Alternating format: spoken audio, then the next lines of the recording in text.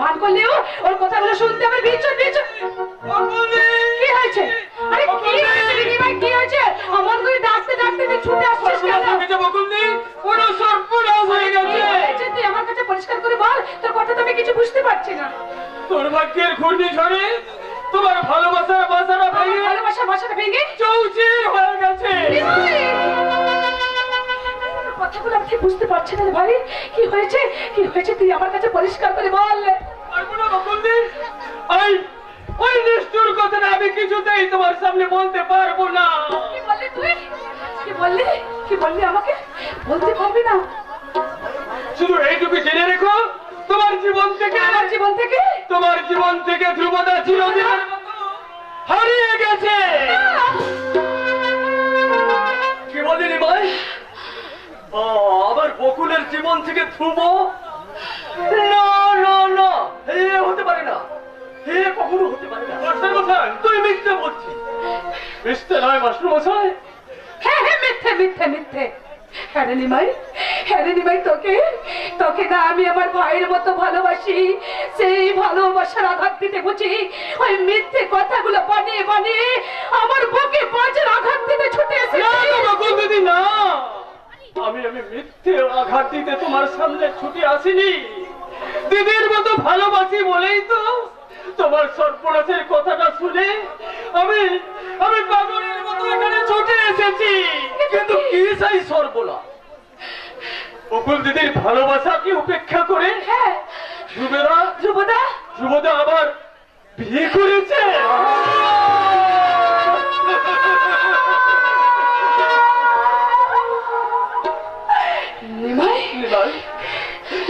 আরেকবার বলতে বাবা, শুনতে আমার কোনো ভুল হয়েছে কিনা আমি আরেকবার ভালো করে যাচাই করে নেই।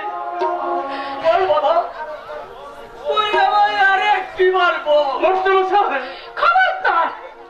খবরদার বলছি, ওই মিথ্যে কথাগুলো কখনো আমার সামনে উচ্চারণ করবি না নিমাই। ভাই আমার, একটিবার শুধু একটিবার তুই আমার মাথায় হাত রেখে শপথ করে বলতো ভাই, ওই ধ্রুবদার সম্বন্ধে যা কিছু বলছিস সব মিথ্যে মিথ্যে মিথ্যে। আরে দিদি না, মিথ্যে নয়। চাপা মিথ্যে নয়, মানুষটা তোকে ঠকিয়েছে। চাপা তুই আর কথা বলছিস, সবাই জানে। খবরটা আমি চাপাকে দিয়েছি। টাকার লোভে শহর থেকে বড় লোকের মেয়েকে বিয়ে করে এনেছে।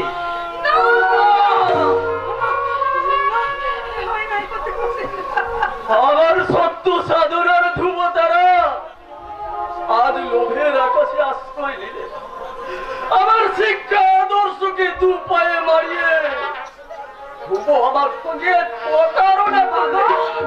বাবা, মানুষ গড়ার কারিগর হয়েও মানুষ চিনতে আজ আমার এত ভুল হয়ে গেল। বাবা, তোমার মানুষ চিনতে ভুল হলেও আমার এতটুকু মানুষ চিনতে ভুল হয়নি বাবা। তাই আমি আবারও বলছি, ওই ধ্রুবদা কখনো আমার সঙ্গে প্রতারণা করতে পারে না। হ্যাঁ, বিশ্বাস আছে বলেই তো এখন বেঁচে আছি ভাই। ভাগ্যের বিড়ম্বনায় সত্যি যদি ধ্রুবদা আমার জীবন থেকে হারিয়ে যায়, তাহলে নিয়তিকে দোষারোপ করবো। ওই ধ্রুবদাকে নয় ভাই, ওই ধ্রুবদাকে নয়। তুই আত্মবিশ্বাস নিয়ে এখন তুই কি করবি দিদি? আমি আজ এখনই ওই ধ্রুবদার কাছে যাবো, কারণ নিজের চোখে দেখা না পর্যন্ত আমি তোমাদের কারো কোনো বিশ্বাস করি না দিদি, বিশ্বাস করি না। দিদি, দিদি, কিন্তু ওরা যদি তোকে মেনে না নেয় দিদি। কি বললি মা? এত সব ছেড়েও তুমি আবার দাদার কাছে যাবে দিদি? হ্যাঁ ভাই, হ্যাঁ, নিজের চোখে দেখানো পর্যন্ত তোমাদের কারো কোনো কথা আমি বিশ্বাস করি না। বাবা, বাবা, তুমি আমাকে অনুমতি দাও বাবা, আমি আজ এখনই আমি ধ্রুবদার কাছে চলে যাই। কোন অধিকারে তুই সেখানে যাবি রে দিদি? কেন আমার এই শাখা সিঁদুরের অধিকারে দিদি? বকুল, দিদি, আনুষ্ঠানিক বিয়ে না হলেও তোমরা তো সবাই জানো ধ্রুবদ আমার স্বামী, সেই স্বামীর ঘর করতে চার অনুমতি তুমি কি আমাকে দেবে না বাবা? কিন্তু কিন্তু এই নাই বা পড়লাম নববধূর সাজে, নাই বা বাজলো শঙ্খ শোনাই, এমনি না হয় চোরের মতো চুপি চুপি আমি আমার স্বামীর ঘর করতে চলে যাব। দিদি, কিন্তু ওরা যদি তোকে মেনে না নেয় আমি চাক্কানি সেজে থাকবো, আমি সবার উচ্ছিষ্ট খেয়ে আমার এই মূল্যহীন প্রাণটাকে আমি বাঁচিয়ে রাখবো। তবু তবু আমার মনে তো এটুকু সান্ত্বনা থাকবে রে চাপা, দিদি আমি আমার স্বর্গ সমান শ্বশুরের ভিটেতে আশ্রয় পেয়েছি। দিদি, না রে বকুল, না, তোকে তোকে আমি এভাবে যেতে দেবো না রে। তোর চোখের জল ঝরলে আমি যে মরেও শান্তি পাবো না রে, মরেও শান্তি পাবো না। ভয় পাবেন না, এ দিদির জীবনের চরম পরীক্ষা। এই চরম পরীক্ষা পাশে কেউ না থাকলে আমি থাকবো। দিদির প্রতিমা দেবীকে তার তার শ্বশুরের ঘরে বাবা, বাবা তুমি আমাকে আশীর্বাদ করো বাবা, আমাকে তুমি আশীর্বাদ করো। আমি যেন সব দুঃখ কষ্ট ভুলে আমি স্বামীর সেবা করতে পারি। মা, আমার কথা শোন মা। সত্যি তুই চলে যাবি দিদি? বিয়ের পর মেয়েদের কিছু শ্বশুর বাড়িতে থাকতে হয় রে চাপা, তাই তোরা আমাকে হাসি মুখে বিদায় দে। তোদের হাসিতে হাসি মিলিয়ে আমি হাসতে হাসতে আমি আমার শ্বশুর বাড়ি চললাম। ও ভাগিনী শকুন্তলা,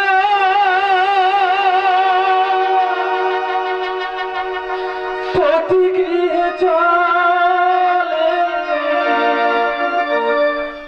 কন্যা শোকে পিতা কর্ণ,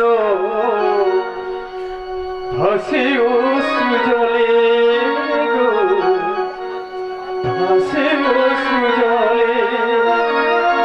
ও ভগিনী শকুন্তলা, পতিগৃহে চলে কন্যা শোকে পিতা কর্ণ, হাসি ও সুজলে গো, হাসি ও সুজলে। কন্যা শোকে পিতা কর্ণ, হাসি ও সুজলে গো, হাসি ও সুজলে। ও ভাগিনী শকুন্তলা, পতিগৃহে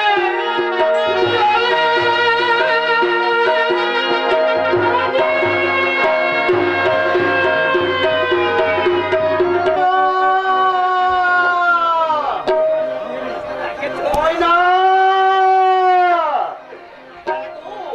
তোমরা আমার কোন ময়নাকে দেখেছো? কতদিন আমি দেখেছি যে রোজ রাতে আমার মুখে মুখ লুকিয়ে ঘুমতো, আর দুটো কচি কচি হাতে গলা ধরে ধরে বলতো, দাদা আমাদের মা কোথায় রে? তখন আমি ওই অন্ধকার আকাশের দিকে আঙুল করে বলতাম, ওই যে তারাগুলো দেখছিস, ওই তারাদের মাঝে মিশে গিয়ে মা আমাদের কেমন মিটিমিটি করে হাসছেন, তুই দেখতে পাচ্ছিস না ময়না? আমার ময়না তখন ওই অপলক আকাশের দিকে চেয়ে থাকতো আর চোর চোর করে কাঁদতো। আর কাঁদে না, তোর ময়না গুলি একদম বন্ধ হয়ে গেছে। ওই ওই নিষ্ঠুর হাসি বন্ধ করে বলো, কোথায় আমার ময়না? কতকাল তাকে আমি দেখিনি, সেই নিষ্ঠুর বিশাল তারা দেশে ওরা যাবে আমার বুক থেকে কেড়ে নিয়ে গেল। আর একটা দিনও আমি তাকে দেখতে পেলাম না। আচ্ছা আচ্ছা রমজান, ওরা আমার ময়নাকে কোথায় লুকিয়ে রেখেছো তুমি জানো? আমি দূর থেকে তাকে একটু চোখে দেখা দেখেই চলে আসি। দয়া করে তুমি আমাকে সেখানে নিয়ে যাবে? যাবি, কিন্তু গিয়ে কোনো ফায়দা হবে না, কারণ তুই তোর ময়নাকে একদম বিলকুল চিনতেই পারবি না। আমার ময়নাকে আমি চিনতে পারবো না। আরে পারবি কি করে? তোর ময়না যখন বস্তাবন্দি লাশ হয়ে ওই গঙ্গার বুকে ভাসছে,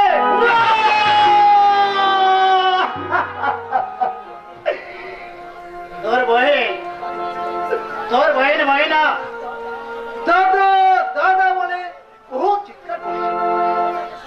ময়নাকে শান্ত করতে বস্তার সারাসির মতো শক্ত দুখানা হাত দিয়ে ময়নার গলাটাকে চেপে ধরল। ওর ময়না ছটফট করতে করতে কয়েক সেকেন্ডের মধ্যে বিলকুল শান্ত হয়ে গেল। তুমি চুপ করো, আর বলো না রমজান, আর বলো না। তখন বস বলল, রমজান ওই লাশটাকে বস্তায় ভরে ওই গঙ্গায় ফেলতে পারলে তোকে আমি নগদ 1000 টাকা বকশিস দেব। আর সেই বকশিসের লোভে তোর বহিন ময়নাকে আমি একেবারে বস্তায় ভরিয়ে ওই গঙ্গায় ভাসিয়ে দিয়েছি।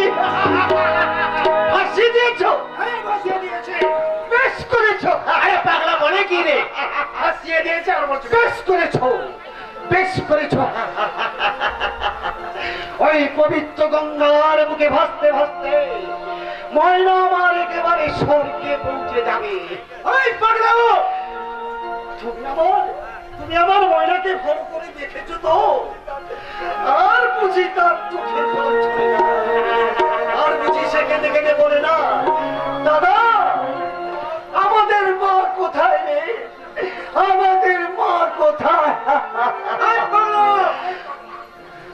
ওরে ওরে ওরে ময়না, আর তোকে মায়ের খোঁজ করতে হবে না। মায়ের মতো তুইও ওই এক রাস্তার মাঝে মিশে গিয়ে মিটিমিটি করে হাসবি। আর আর আমি তোর দিকে চেয়ে চেয়ে বলবো,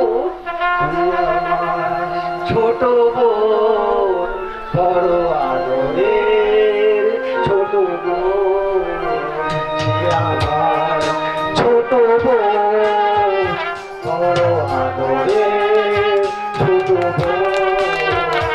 আর স্নেহ কাকে বলে জানি না, আর স্নেহ কাকে বলে জানি না, বাবার মমতা কি বুঝতে না বুঝতে, এই বিশাল পৃথিবীতে দেখলাম সে ছাড়া আমার আর কেউ নেই, সে ছাড়া আমার আর কেউ নেই।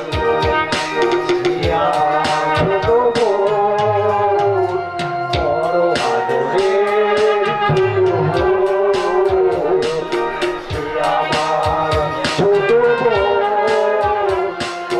আদরের, ছোট বোন।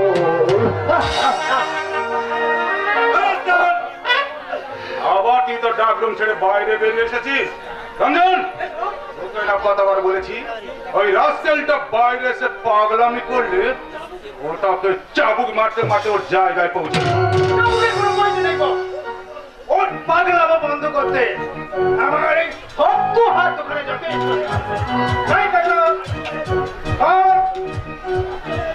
চলে আয় বলছি, চলে আয় বলতে হবে। আমি যাবো ময়নার কাছে, যাবো ময়নার কাছে। হ্যাঁ, ময়নার কাছে। তোমরা তাকে ঘুম পাড়িয়ে ওই গঙ্গার বুকে শুয়ে রেখেছো, কিন্তু যখন তার ঘুম ভাঙবে তখন সে যদি আমায় দেখতে না পায়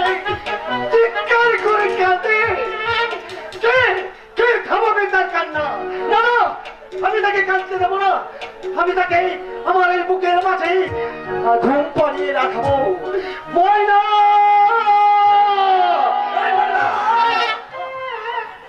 তোকে আর কষ্ট করে ময়নার কাছে যেতে হবে না, সময় হলে আমি তোকে ঠিক ময়নার কাছে পাঠিয়ে দেবো।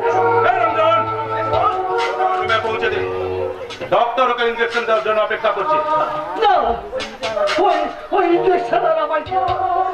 ওই ইঞ্জেকশন দিলে আমার সারা শরীর দাও দাও করে জ্বলতে থাকে। সহ্য যন্ত্রণায় আমার মাথা শিরাগুলো ছিঁড়ে যায়। আজকে আমি সইতে পারি না। আরে সইবি কি করে? আমি ওতে যে বীজ ভরা আছে। হ্যাঁ, বিষ। একটু একটু করে তোর আমি সারা শরীরে বিষ ভরে দেবো, আর সেই বিষ যখন তোর শরীরে অন্য করে করবে, তুই তখন একদম উন্মাদ পাগল হয়ে যাবি। তোমার তোমার দাদা, তুমি আমায় পাগল করে দিও না। আমি সুস্থ স্বাভাবিক ভাবে বাঁচতে চাই। ভাই, তুমি আমাকে বাঁচতে দাও। দেব দেব রে কঙ্কন, আমি তোকে সুস্থ স্বাভাবিক ভাবে বাঁচতে দেব। হ্যাঁ, তবে তুই যদি আমার কথা মেনে নিয়ে তোর নামের সম্পত্তি আমার দিকে হাত বাড়িয়ে দাদা, তোর জন্য, শুধুমাত্র তোর জন্য বিউটি অমর জীবন থেকে দূরে সরে গেছে, আর তাকেই হারিয়ে আজ আমি এত বড় মানুষ হয়ে গেছি। আমি আবার বিউটিকে ফিরে পেতে চাই। বিউটি, বিউটি কে? সে কই বাদ দেওয়ার দরকার কি? রঞ্জন, ওদের রুমে পৌঁছে দে। চলে আয়। তোমাদের এই অসহ্য যন্ত্রণা থেকে আমাকে মুক্তি দাও। আর কখনো আমি এই অন্ধকার রুম ছেড়ে বাইরে আসবো না। তোমরা তোমরা যা বলবে আমি তাই শুনবো। আমাকে তোমরা মুক্তি দাও, মৃত্যুর পথে মুক্তি। এখানে কাঁদতে হবে না পাগলা। ওই অন্ধকার ঘরে বসে প্রাণ ভরে কাঁদবে। এই চলে আয় আমাকে। মুক্তি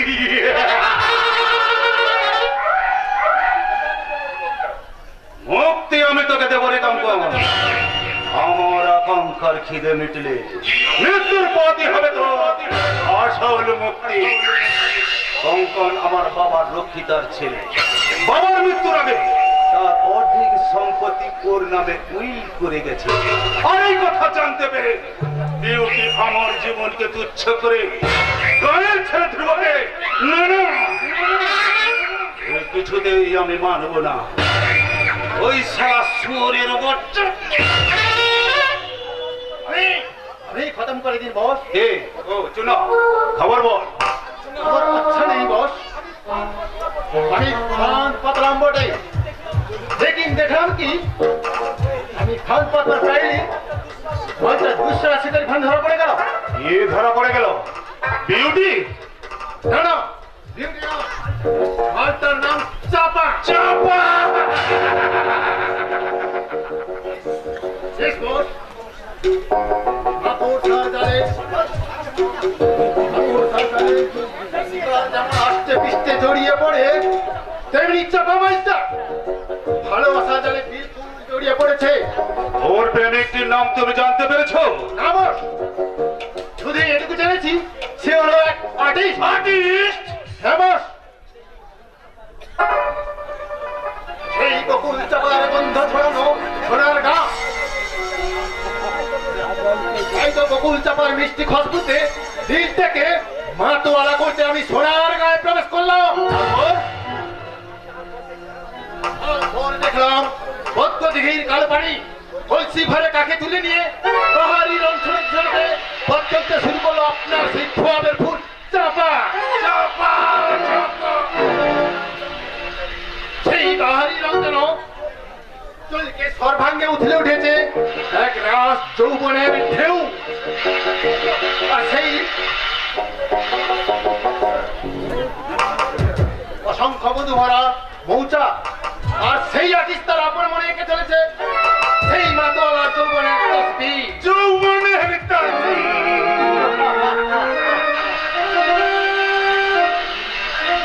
মৃদু ছন্দে ছন্দে পা ফেলে এসে চলেছে সোনার মেয়ে চাপা। কাকে জল ভরা মাটির কলসি কাজল কালো এলো চলে, যেন পদ্ম দিকে ঢেউ খেলা করছে।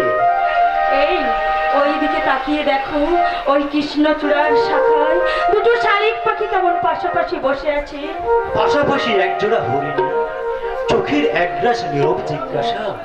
ওরা মন ও প্রেমে বিভোর হয়ে ওরা চোখে চোখে কি বলছে জানো? দুষ্ট চোখে নীরব ভাষা আটকে গেছে মিষ্টি মুখে। তাই তো এই সুন্দর মুখখানার মাঝে আবেগময় মৃদু কম্পন। হঠাৎ এক অনিবার্য কারণবশত দু চোখে তারাই ঘনীভূত হয় অভিমানের ঘূর্ণিঝড়। সদা হাস্যময় সুন্দর মুখমণ্ডলী যেন আষাঢ়ের ঘন ঘটা।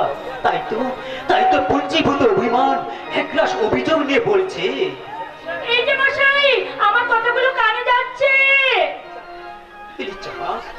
এক মিনিট, কেসটা আমায় ফিনিশ করতে দাও। কি বললে? লক্ষ্মী মেয়ের মতো আর একটা মিনিট ওয়েট করো। ইয়েস, ওইভাবে দুষ্টিতে ভরা চোখে তুমি আমাদেরকে তাকাও। রাগী অভিমানে ওই খানা আর কত সুন্দর হয়ে ওঠে তার ছবিখানা পেতে। আচ্ছা, কেন তুমি আমার ছবি আঁকো বলো তো? তোমার ছবি আঁকতে যে বড় ভালো লাগে চাপা। নক্ষত্রদা তুমি? আমি শিল্পী, তাই তো আমি আমার জীবনের সুন্দর স্মৃতিগুলি আমার মনের জীবন্ত ছবি করে ধরে রাখতে চাই। শিল্পী হলেও তুমি নিষ্ঠুর, তাই তো তুমি সেই ছবির গোপন ব্যথা তুমি অন্ততে অনুভব করতে পারো না, বুঝতে পারো না। তোমার সৃষ্টি ছবি সে অন্তরে নীরব ভাষা। শিশি কি সেই ভাষা বলো চাপা, বলো। কথা কিছু কিছু বুঝে নিতে হয়, সে তো মুখে বলা যায় না, সে তো মুখে বলা যায় না। কথা কিছু কিছু বুঝে নিতে হয়, সে তো মুখে বলা যায় না, সে তো মুখে বলা যায় না। কথা কিছু কিছু বুঝে নিতে হয়, সে তো মুখে বলা যায় না, সে তো মুখে বলা যায় না। কথা কিছু কিছু বুঝে নিতে হয়, সে তো মুখে বলা যায় না, সে তো মুখে বলা যায় না। চোখে বলা মনের ভাষা, চোখে মনের আয়না। চোখে বলা মনের ভাষা, চোখে মনের আয়না। কথা কিছু কিছু বুঝে নিতে হয়, সে তো মুখে বলা যায় না, সে তো মুখে বলা যায় না। কথা কিছু কিছু, কথা কিছু কিছু মুখে বলা যায় না, সে তো মুখে বলা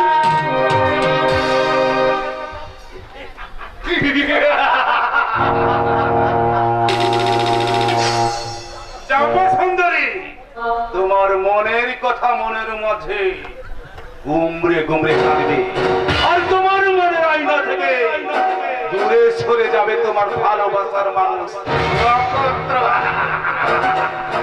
ওই নক্ষত্রকে জানি দুনিয়া থেকে সরিয়ে দেবো বস। না, ওই চাপা সুন্দরীকে লোভের জালে ফেলে আমার শিকার বানাতে পারলে নক্ষত্র এমনি থেকেই দূরে সরে যাবে। তাহলে আমার এখন কি ডিউটি আছে বস? তুমি বারবার ওর সামনে গিয়ে ভালোবাসার নাটক করবে, আর ভালোবাসার টোপ পেলে মালটাকে তুলতে পারো তো ভালো, নাহলে চাকরির লোভ দেখিয়ে যে কোনো প্রকারে মালটাকে তুলে হাজির করবে আমার ডেরা। ওকে বস। এই নাও কাজের অ্যাডভান্স 1000 টাকা। থ্যাংক ইউ বস।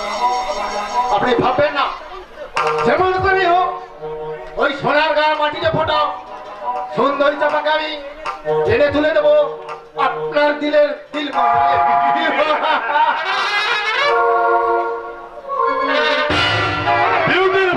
ভালোবাসা চেয়ে তার ভালোবাসা পাইনি। তাই আর ভালোবাসা নয়, এবার থেকে শুধু আমি মধু খাবো। চাপা সুন্দরীর যৌবনের তাজা মধু। তারপর চাপাকে আমার হোটেলের মডেল বানিয়ে বিলিয়ে দেব একাধিক ধন কুবেরের মাঝে। তারা রাতের পর রাত মজ বানাবে, মাতাল হয়ে আমার হাতে তুলে দেবে গোছা গোছা গোছা গোছা।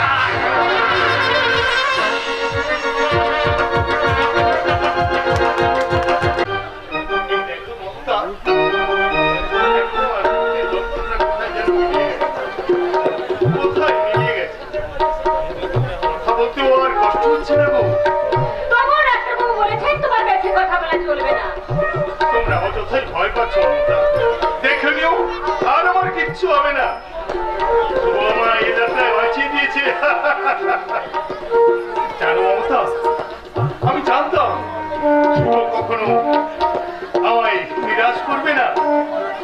বলি আমাদের সম্পদ, আমাদের স্বপ্নের আকাশে একমাত্র ধ্রুব তারা।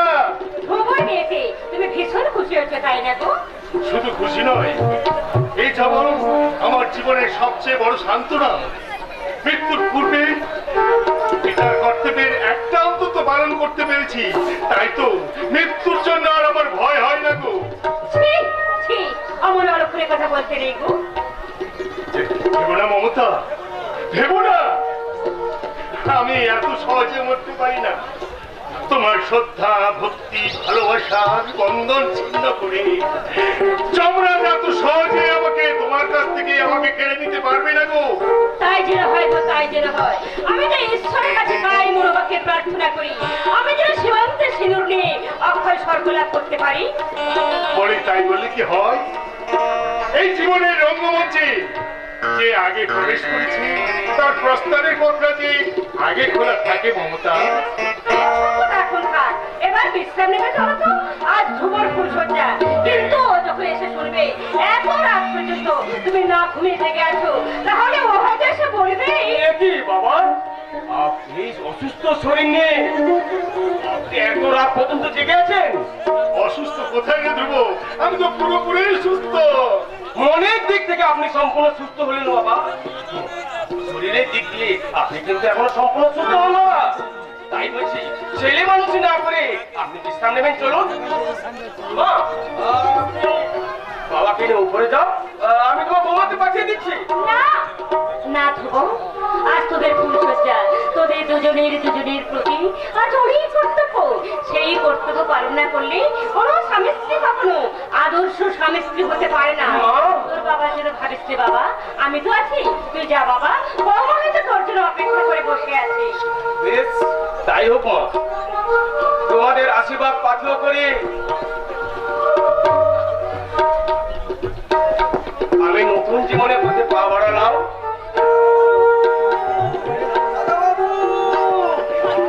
এই যে দাদাবাবু, তুমি এখানে? আমি তোমাকে সারা বাড়ি তন্ন তন্ন করে খুঁজবো। কেন রামদা, কেন? আমাদের কিসে প্রয়োজন? কেনই আবার? আজকের দিনে তোমাকে তো সবার প্রয়োজন তো বেশি। আত্মীয়, স্বজন, বন্ধু, বান্ধব, সবাই তো শুধু তোমাকে খুঁজছে। এই যে, একটা সময় চলে গেছে। হ্যাঁ গো, বিক্রিমা। ওখানে তার জানের মতো সুন্দর সিঁদুরের টিপ, সিঁথিতে সিঁদুর আর মাথায় ঘোমটা, সাক্ষাৎ লক্ষ্মী প্রতিমা। এত রাতে কে তোমার সঙ্গে দেখা করতে চায়? আরে কাদের বউ, তুই কিন্তু জেনেছি। আমি কি করে জানবো গিন্নিমা? তাই নিয়ে একটু মেজো দাদাবাবু আর ছোট দাদাবাবু তর্ক। মেজো দাদাবাবু বলছে অসম্ভব, আমি বলছি এত রাত্রে ওই অজ্ঞাত পরিচয়হীন মহিলার সঙ্গে দাদার দেখা হবে না। আহা, এত মাথা গরম করছিস কেন? মেয়েটা কে, কোথা থেকে বা আসে? আমি তো জানবো কেমন করে? জিজ্ঞেস করলে বলছে আপনার দাদাকে একটিবার ডেকে দিন, তার সঙ্গে আমার জরুরি দরকার। আমার সঙ্গে বিশেষ জরুরি দরকার? হ্যাঁ দাদা, আমি তাকে স্পষ্ট জানিয়ে দিয়েছি আজ রাত্রে কোনো মতে দাদার সঙ্গে দেখা হবে না। দেখা হবে না মেজদা, আমি তো তাকে বাড়ির ভিতরে নিয়ে এসেছি। নক্ষত্র, তুই তাকে বাড়ির ভেতরে নিয়ে এসেছিস কেন? না নিয়ে এসে কোনো উপায় ছিল না। সে আমার দিকে হাত ধরে বলল, তুমি আমার ভাইয়ের মতো, তোমায় আমি একটা অনুরোধ করছি, তোমার দাদার সঙ্গে একটিবার দেখা করে দাও। তার সঙ্গে দেখা না হলে আমার ভীষণ ক্ষতি হয়ে যাবে। ক্ষতি হয়ে যাবে? হ্যাঁ বর্তা, তাই তো মেয়েটার আদেশ উপেক্ষা করি আমার দিদির অনুরোধ রক্ষা করতে তাকে আমি বাড়ির ভেতরে নিয়ে এসেছি। কিন্তু আমি জানতে চাই মেয়েটা কে? আমি তোমার